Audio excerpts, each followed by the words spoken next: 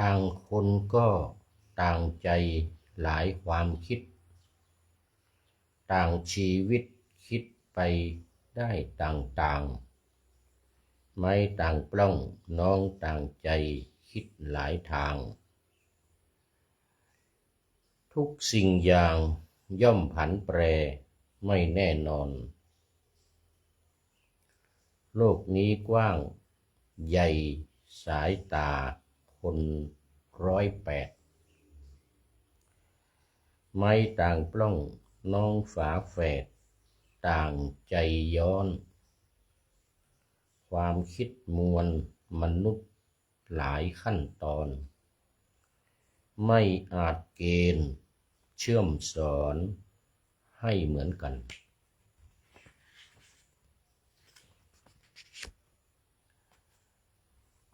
วัยผ่านพ้นจนเข้าสู่ช่วงบั้นปลายแห่งชีวิตยิ่งต้องได้เห็นแจ้งสรรว่าสิ่งใดควรถือไว้หรือวางพลันเหมือนสายลมที่พัดผ่านทั้งร้อนเย็นลมแรงและลมเบาหากเราเอาใจไปผูกไว้กับปากคนอื่นที่เหม็นก็เท่ากับเรายกความสุขร่มเย็นไปให้ผู้อื่นเป็นผู้ดูแลวางลงโปร่งเป็นรู้จักปล่อยผ่านความคิดของผู้อื่นงามตามกระแสช่างเขาไม่ใช่เมินเฉยไม่เหลียวแล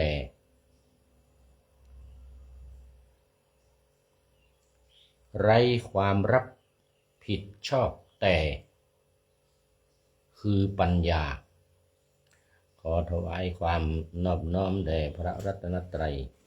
มีพระพุทธเจ้าเป็นต้นขอถวายความเคารพพระมหาเถระพระเถรานุเถระเจ้าคณะพระสังฆาธิการทั่วโลก มีพระเดชพระคุณพระธรรมเสนาบดีเจ้าคณะภาค7วัดพระธาตุดอยสุเทพเป็นต้นและขออำนวยพรแด่ท่านผู้ฟังท่านผู้ชม สาธุชน ขอให้พุทธบริษัททั้งหลายวันนี้รายการธรรมะหลังธรรมวัดเย็นต้องทำไว้ตอนเช้า เนื่องจากว่าตอนเย็นจะไม่มีเวลาจะต้องเดินทางวันนี้ออกจากวัดราชบำรุง7:30 นาทีพ่อหลวงบอกนะพ่อหลวงกองจะไปส่ง ที่ขนส่งที่สถานีรถขนส่ง7:30ว่างั้นนะเดี๋ยว8:00เนี่ยรถจะออก8:00เราต้องไป7:30ว่างั้นนะตัวหลวงกองนี่ก็อดีตผู้ใหญ่บ้านแล้วก็เป็นคนบริการขับรถส่งท่านอาจารย์พระครูวิจิตรธรรมโชติอยู่เป็นประจำตั้งแต่ไม่เกษียณมาแล้วว่างั้นนะนานในกาลีมาแล้วตั้งแต่ไม่เกษียณหมายถึงว่า ไม่เกษียณจากผู้ใหญ่บ้านเลยนะตอนนี้ก็70 กว่าแล้ว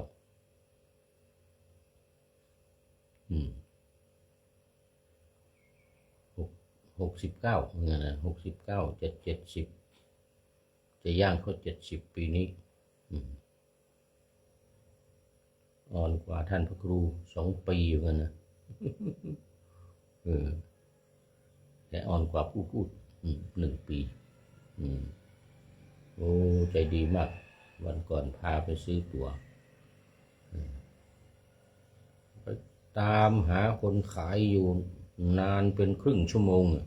นู่นไปเจอหลังบ้านกำลังทำอาหารจะกินข้าวพอหลวงกองนี่นะแล้วก็เป็นเห็นว่าเป็นครูสอนด้วยครูสอนโรงเรียนราชบำรุงนี่แหละแล้วก็เคยเป็นทหารมาอีกต่างหากเหมือนกันนะ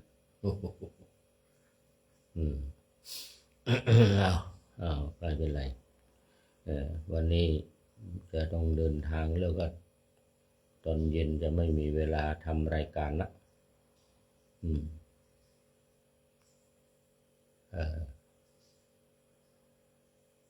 ถึงเชียงใหม่ก็คงจะเย็นๆเลยนะ5 โมง 6 โมงเย็นแล้วนะ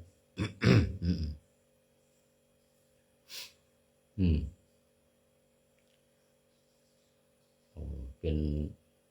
จะต้องจากลาวัดราชบำรุงแล้ววันนี้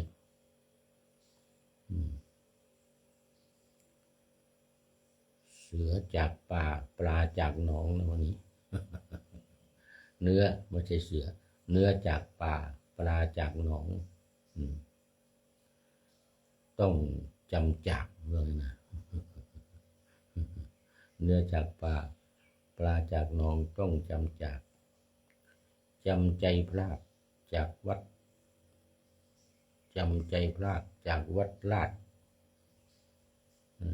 ที่เคยพักออกเดินทางไปเชียงใหม่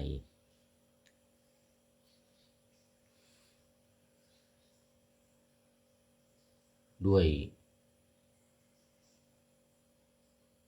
ใจรักแล้วจะกลับ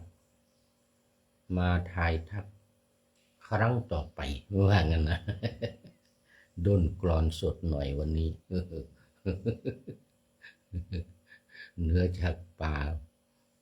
ปลาจากหนองต้องจำจากนะไม่เป็นไรมาพักที่นี่2 คืนได้บำเพ็ญกุศลหาท่านพระครูวิจิตรธรรมโชติอดีตเจ้าคณะอำเภอทุ่งช้างเนี่ยอดีตเจ้าคณะอำเภอทุ่งช้างอดีตผู้บริหารมจร.วิทยาลัยสงฆ์นครน่านวัดพระธาตุแช่แห้งและอดีตจริงๆสมัยอยู่กรุงเทพก็เป็นคณบดีนะคณะสังคมศาสตร์นี่ก็รู้จักคุ้นเคยกันมานู่นนะตั้ง40 ปีมาแล้วนะครับแต่2521นู่นนะ21 22 23อยู่กรุงเทพด้วยกันสมัยนั้นนะอยู่มหาจุฬานี่แหละผู้พูดนี้ก็เป็นเลขานุการคณะกรรมการบริหารกิจการนิสิตที่มจร.เนี่ยท่านพระครูวิจิตรนี่ก็เป็นกรรมการเหมือนกันเป็นกรรมการบริหารกิจการนิสิตที่วัดมหาธาตุสมัยนั้นโอ้โห ลุยงานกันขนาดหนักขึ้นเหนือล่องใต้ไปอีสานไปภาคตะวันออกมาภาคเหนือกิจการงานเมื่อปี2522เนี่ยนะ22 23 24จึงไปอินเดียท่านก็เรียนปริญญาตรีเสร็จแล้วก็ตามไปอินเดียทีหลังไปเจอกันที่อินเดียอีกนู่นท่านไปเรียนอยู่ที่ปูนาผู้นี้เรียนอยู่มหาวิทยาลัยปัตตนะเหนือกับใต้นะเหนือกับใต้เลยแต่ก็ไปมาหากันไปเยี่ยมไปเยียนกัน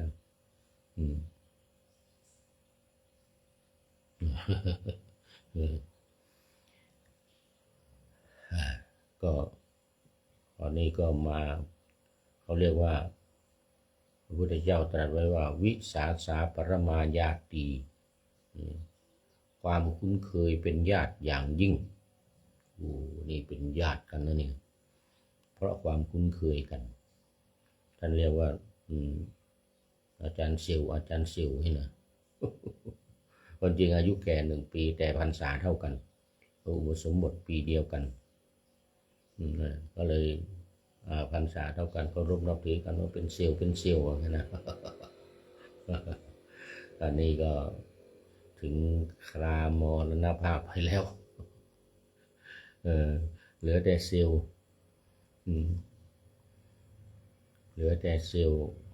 ที่ยังต้องทนทุกข์ทรมานสู้กับโรคภัยไข้เจ็บนะสู้กับปรากฏการณ์ธรรมชาติต่างๆไปอย่างนี้แหละดีว่างานไม่มีงานอะไรไปได้ทุกที่ทุกแห่งไม่มีงานอะไรถูกรัดมัดตัวทำงานเพื่อตัวเอง 80% ทำงานเพื่อสังคมเพื่อผู้อื่นเพื่อศาสนา15หรือไม่เกิน 20%ประมาณ 15%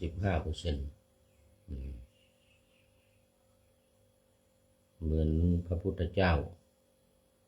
สมัยเป็นพระโพธิสัตว์นี่สมัยเป็นพระโพธิสัตว์จนถึงวันตรัสรู้บำเพ็ญเพื่อตัวเองปรหิตอาตาหิตสมบัติเนี่ยนะ 80%มันเดียวกันเลยเรียนแบบพระพุทธเจ้านี่นะนี่เรียนแบบพระพุทธเจ้าสมัยเป็นพระโพธิสัตว์ทำเพื่อผู้อื่นแล้ว20%แต่พอตรัสรู้แล้วพระพุทธองค์ก็ตรงกันข้ามเลยแล้วพอตรัสรู้แล้วเนี่ยอยู่35-80 ปีนี่ทำเพื่อผู้อื่นอย่างเดียว90% 95%นู่นแหละมีสัก5%นี่แหละเพื่อตัวเองนะเวลากินเวลานอนกันเองเวลาเสวยพระกรยาหารเหมือนกันใช้พระราชาศัพท์หน่อยประมาณ5%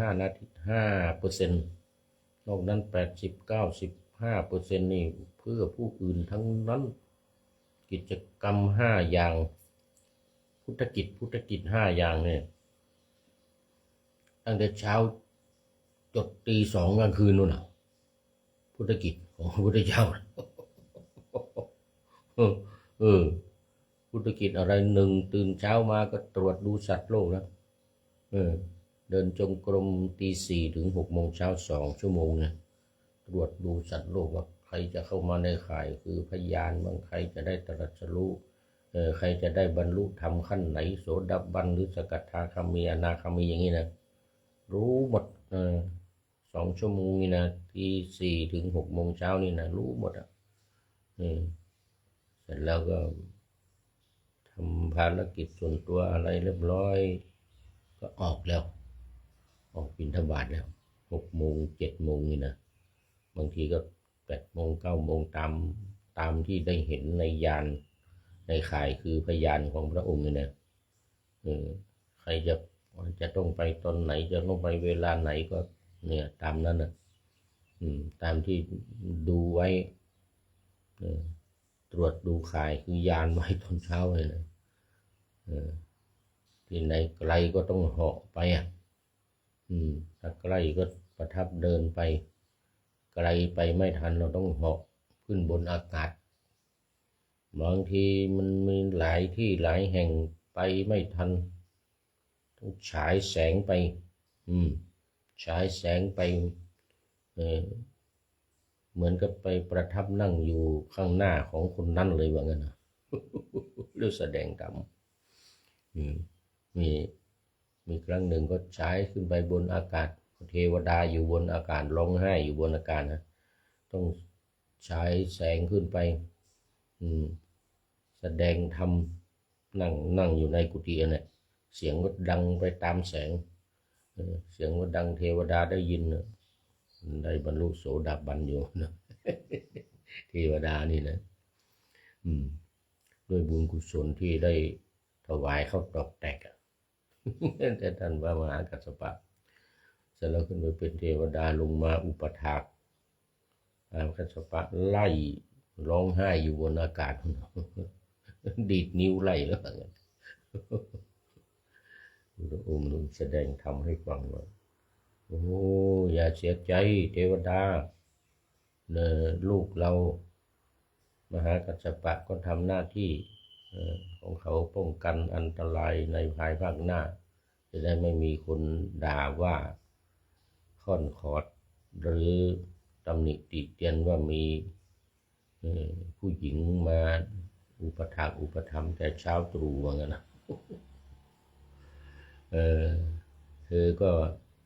ทำบุญต้องการทำบุญเธอก็อยากได้บุญก็เป็นหน้าที่ของเธออยากจะได้บุญว่างั้นนะแสดงธรรมเสร็จเป็นพระโสดาบันนั่งอยู่ในพระคันธกุฎีนะฉายแสงขึ้นไปบนอากาศเทวดาร้องไห้อยู่บนอากาศนี่อย่างนี้เป็นต้นพุทธกิจก็ฉายมาก็บิณฑบาต2บิณฑบาต3แสดงธรรมโปรดเวนยสัตว์ทั้งหลายตั้งแต่ตอนเช้าตอนบ่ายตกตอนเย็นมา6 โมงเย็นก็สอนภิกษุสงฆ์สามเณรนี่แหละกิจกรรมที่4พุทธกิจที่4นะสอนพระเณรภิกษุภิกษุณีสามเณรสามเณรีเนี่ย6 โมงเย็นถึง4 ทุ่มนี่พุทธกิจที่4พุทธกิจที่5 4 ทุ่มถึงเที่ยงคืนสอนเทวดาอีกแล้วตี 2 4 ทุ่มถึงตี 2นะ4 ชั่วโมงเลยนะ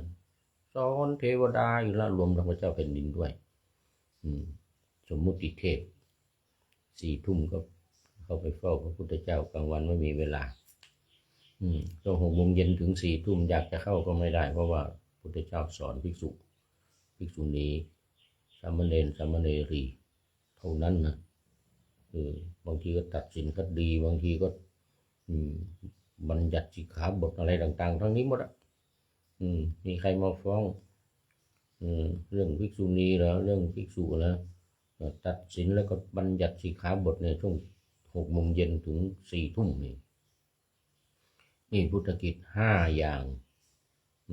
พุทธกิจ5 อย่างเนี่ยตื่นเช้ามาเนี่ยนะตรวจดูสัตว์โลกนะที่1นะ2ออกบิณฑบาตนะแล้วก็3แสดงธรรมนะภาคบ่ายนะ4สอนภิกษุสงฆ์สามเณร5สอนเทวดาตั้งแต่ตี 4ถึงตี 2นอนหลับ2 ชั่วโมงทรงบรรทมว่างั้นนะทรงบรรทม2 ชั่วโมงนี่พุทธกิจแล้ววันนี้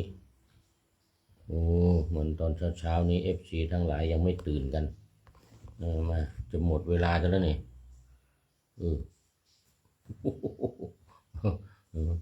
พูดธรรมะวันนี้เอามาสิ่งทั้งปวงที่ต้องรู้จักเพื่อความสิ้นทุกข์นัยยะที่ ว่ามาแล้ว2 นัยยะแล้ว อันนี้เป็นนัยยะที่3แล้วจะทันเวลาหรือเปล่าเนี่ยทันอยู่ทันอยู่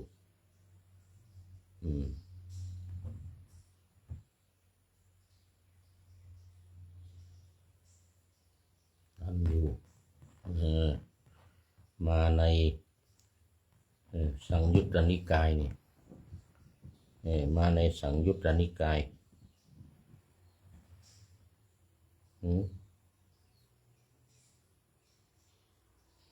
ดูละสังยุตตนิกายคันธวารวรรคสังยุตตนิกาย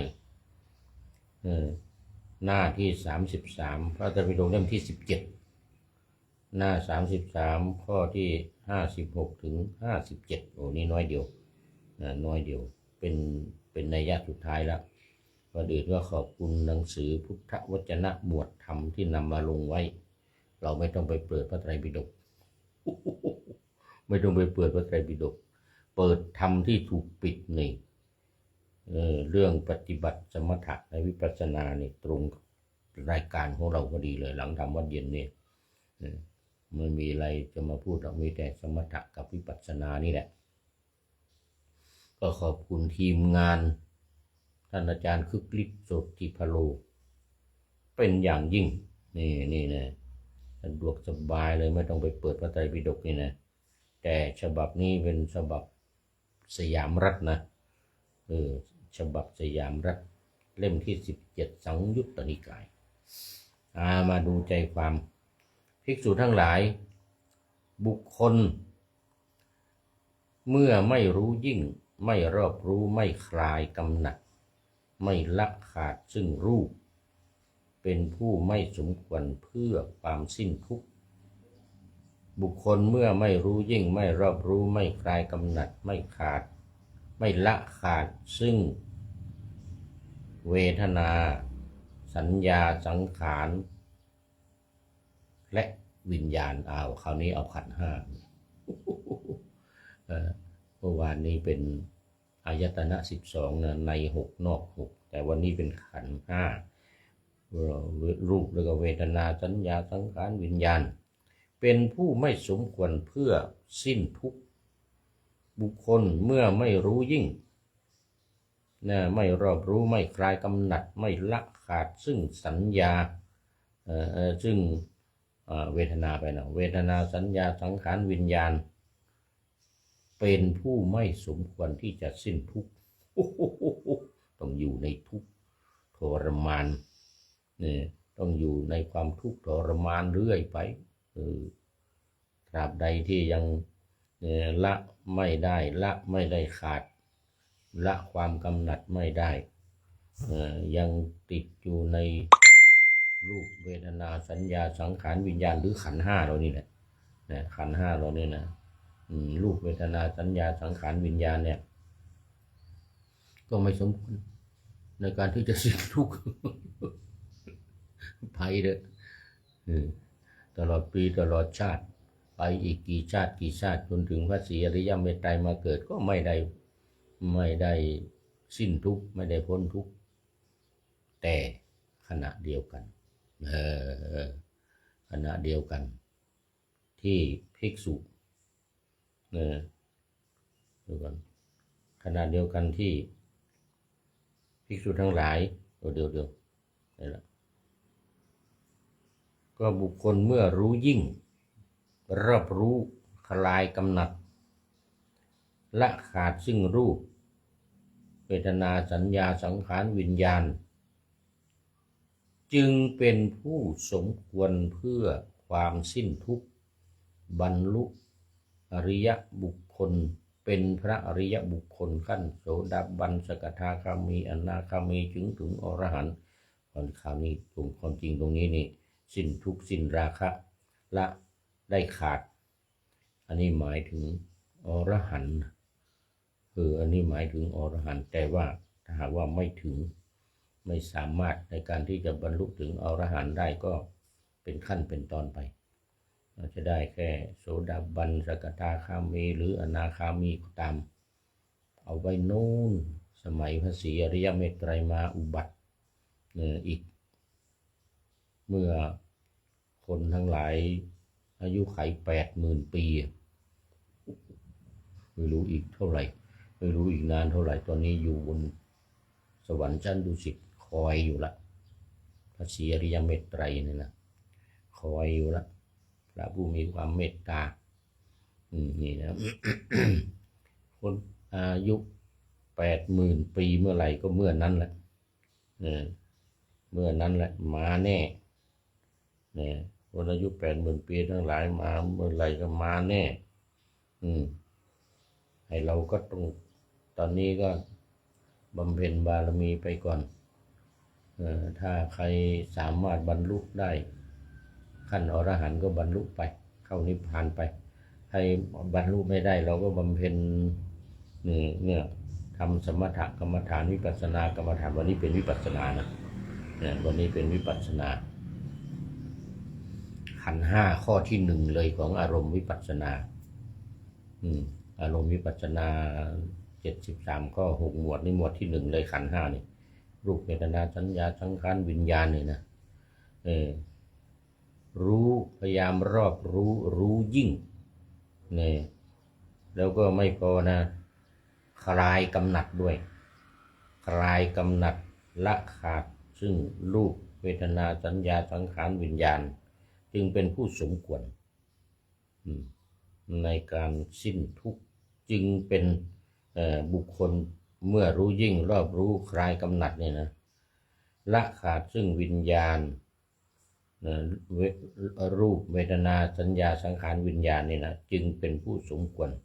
เพื่อจะสิ้นทุกข์เอาละวันนี้หมดเวลา หมดเวลาอาทิกัลยาโนมัจเจกัลยาโนปริโยสานกัลยาโนไม่มีใครเข้ามาสักคนมันยังเช้าอยู่ยังไม่มีใครตื่น ยังไม่มีใครตื่นตอนนี้ไม่เป็นไรเอาไปไว้เปิดตอนเย็นแล้วก็ค่อยญาติโยมทั้งหลายค่อยฟังกัน วันนี้เรื่องเนี่ยการละการคลายกำหนัดในเรื่องของรูปเวทนาสัญญาสังขารวิญญาณไม่ยึดมั่นถือมั่นไม่ยึดติดในรูปกายนี้ในเวทนาคือความรู้สึกในสัญญาคือความทรงจำในสังขารคือการปรุงแต่งจิตแล้วก็วิญญาณคือการรู้ผ่านทางตาหูจมูกลิ้นกายใจนี่แหละตาหูจมูกลิ้นกายใจในรูปเวทนาสัญญาสังขารวิญญาณคลายไม่ยึดติดไม่ยึดมั่นถือมั่นบรรลุแน่ไม่วันนี้ก็วันหน้าไม่วันหน้าก็ชาติต่อไปชาติต่อไปยังไม่ได้ก็รอไปจนถึงพระศรีอริยเมตไตรมาอุบัตินู่นเราจึงค่อยเข้านิพพานกันเอาละหมดเวลาวันนี้ก็มาดูข้อคิดท้ายรายการหน่อยโอ้ท่านนายพลนเรศจิตรักของเรานี้เองวันนี้ก็คงยังไม่ตื่น คงยังไม่ตื่นให้ข้อคิดไว้ว่าต่างคนก็ต่างใจหลายความคิดต่างชีวิตคิดไปได้ต่างๆไม่ต่างปล้องน้องต่างใจคิดหลายทางทุกสิ่งอย่างย่อมผันแปรไม่แน่นอนโลกนี้ว่างโลกนี้กว้างใหญ่สายตาคน108ไม่ต่างปล้องน้องฝาแฝดต่างใจย้อนความคิดมวลมนุษย์หลายขั้นตอนไม่อาจเกณฑ์เชื่อมสอนให้เหมือนกันวัยผ่านพ้นจนเข้าสู่ช่วงบั้นปลายแห่งชีวิตยิ่งต้องได้เห็นแจ้งสันนี่คือสัพพะนะสันละภะเห็นแจ้งสันว่าสิ่งใดควรถือไว้หรือวางพลันเหมือนสายลมที่พัดผ่านทั้งร้อนเย็นเนี่ยนะลมแรงและลมเบาหากเราเอาใจไปผูกไว้กับปากคนอื่นที่เหม็นก็เท่ากับ เรายกความสุขร่มเย็นไปให้ผู้อื่นเป็นผู้ดูแลต่อไปเป็นข้อหนึ่งมันมีหลายข้อนะวันนี้ได้ข้อเดียวข้อหนึ่งวางลงโปร่งเป็นรู้จักปล่อยผ่านความคิดของผู้อื่นงามตามกระแสช่างเขาไม่ใช่เมินเฉยไม่เหลียวแลที่ว่าช่างเขานี่นะไม่ใช่ว่าเมินเฉยอยู่เฉยๆไม่ทำอะไรไม่ดูแลอะไรไม่ใช่นะไร้ความรับผิดชอบแต่คือปัญญานี่คือปัญญานี่เองคือปริโยสานะกัลยาณธรรมนี่เองเนี่ยได้แก่ปัญญาเนี่ยผู้มีธรรมมันงามในที่สุดได้แก่ปัญญาเอาละโมทนาขอบคุณท่านนายพลนเรศจิตลักษณ์เป็นอย่างยิ่งที่ให้ข้อคิดไว้เรื่องไม้ต่างปล้องน้องต่างใจนี่นะ ความคิดก็ย่อมผิดแผกแตกต่างกันไปผันแปรไปเปลี่ยนแปรไปเนี่ยไม่เหมือนกันขออำลาพระจากผู้ชมฟังที่เดินยืนนั่งนอนฟังทั้งหลายขอให้มีความสุขใจและกายสดชื่นสบายไปตลอดกาลนำเอาธรรมะไปปฏิบัติเพื่อให้กำจัดทุกข์ใหญ่ไพพานคนเกิดตายในวัฏสงสารบรรลุนิพพานทุกท่านกันเถิดขอเจริญพร